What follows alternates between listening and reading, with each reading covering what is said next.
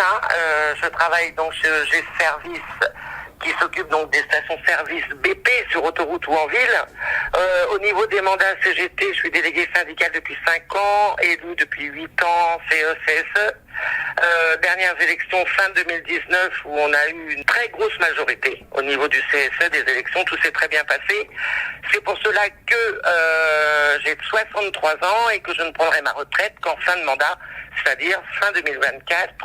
Je ne vais pas laisser tomber tous les gens qui ont voté pour nous. Voilà, sinon, donc on a eu un gros souci au niveau du chômage partiel pour les cadres suite au virus Covid qui a fait mettre beaucoup d'employés au chômage partiel. Et la direction avait décidé qu'il n'y avait pas de raison qu'ils soient payés à 100% puisque nous, on ne l'était pas. Donc tout ça s'est produit en avril 2020.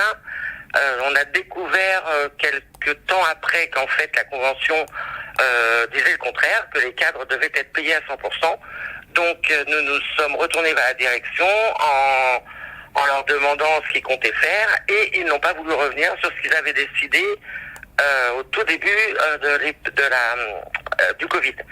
Là, la fédération a fait un courrier par mail à la direction qui est revenu vers la fédération en disant que non, ils avaient décidé que ce serait comme ça, point barre.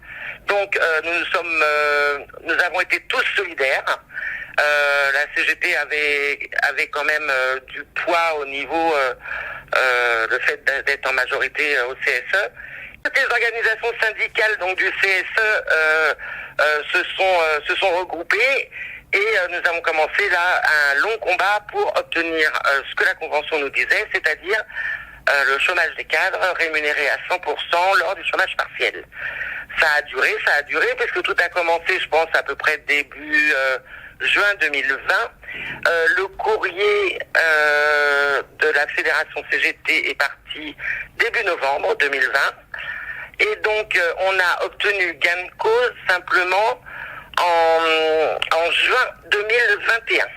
Donc, nous avons fait un tract fin juin 2021. Comme nous sommes éparpillés, c'est le service RH qui diffuse nos tracts et il n'arrivait pas sur site, donc on commençait à s'inquiéter un petit peu.